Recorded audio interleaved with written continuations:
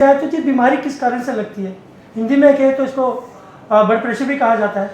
हमारे साथ डॉक्टर साहब हैं, आइए से बात करते हैं। तो डॉक्टर साहब पहले तो अपना नाम बताइए।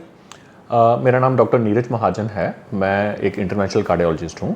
डॉक्टर साहब क्या कहना चाहते हैं, अगर वर्ल्ड हाइपरटेंशन डे जो मनाया जाता है किस कारणों से मनाया जाता है?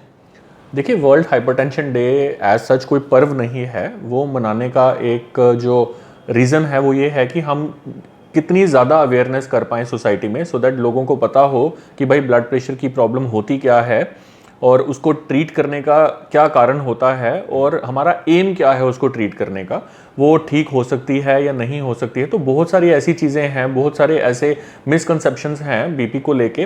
तो वर्ल्ड हाइपरटेंशन डे मनाने का जो उद्देश्य है वो यही है कि हम जितनी ज़्यादा हो सके उतनी ज़्यादा अवेयरनेस क्रिएट करें अपनी सोसाइटी में। अगर बीपी की बात करें, कोई भी बीमारी हो सकती है। अगर शुगर की बात करें, पेट में कोई भी प्रॉब्लम होती है, कभी कभी टेंशन से भी बीपी बढ़ जाता है। लेकिन जब जिनका बीपी बढ़ता है, कहीं ना कहीं लोगों में देखा जाए तो पैरालिसिस भी हो जाता है, नाक में से खून भी आता है।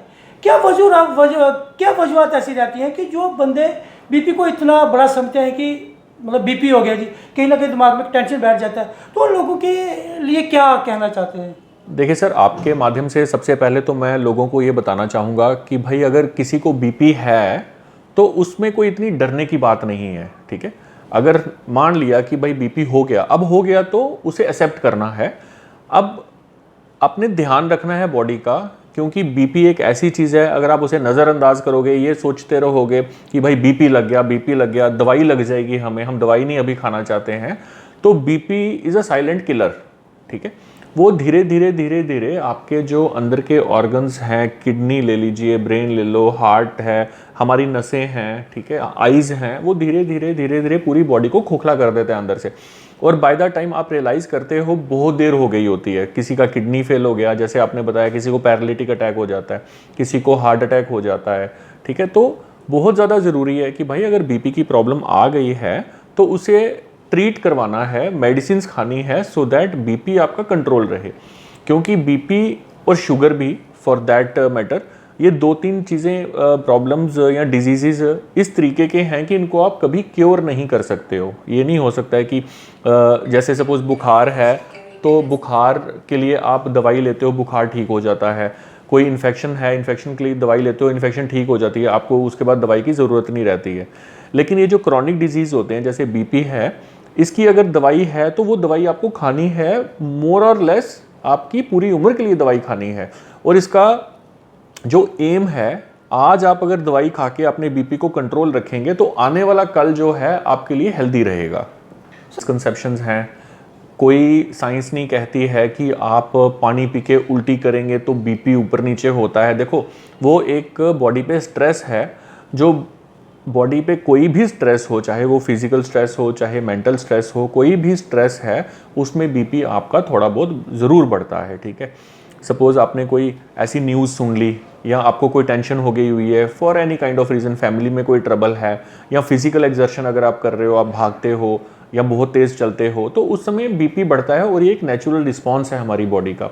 तो वो वाला जो बीपी बढ़ा हुआ है उसको नहीं हम कह सकते कि भाई आपका बीपी बढ़ा है तो दवाई चालू करो। तो सबसे पहले तो हमने देखना है कि जो आपका बीपी मेजरमेंट है वो सही तरीका होना चाहिए। कि जैसे हम, ऐसा नहीं है कि आप भाग कर आए हो इमीडिएटली बीपी चेक करा लिया, वैसा कोई तरीका नहीं होता है। सही मायने में बीपी चेक करने का तरीका है कि भाई आपको 5 से 10 मिनट पहले रेस्ट करनी है, स्मोक नहीं किया होना चाहिए immediately before taking the reading, चाय कॉफ़ी इमीडिएटली पहले नहीं पी होनी चाहिए, ठीक है।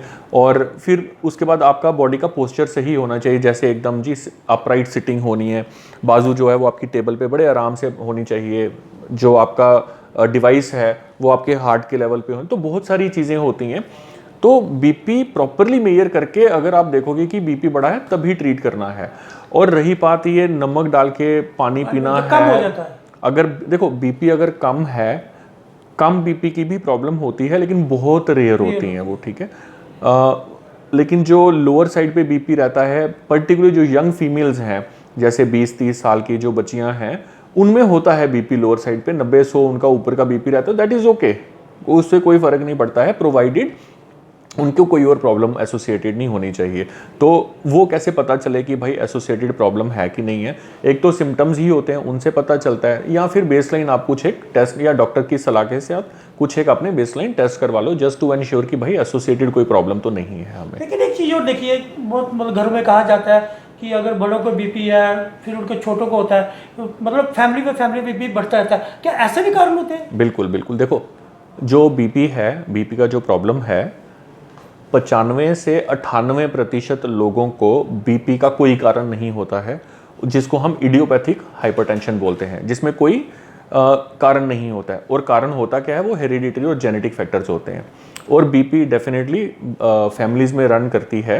अगर सपोज फादर को बीपी है तो बच्चे को बीपी होने के ज़्यादा चांसेस हैं एज़ कम्पेयर टू अदर बच्चा जिसके फादर को बीपी ना हो।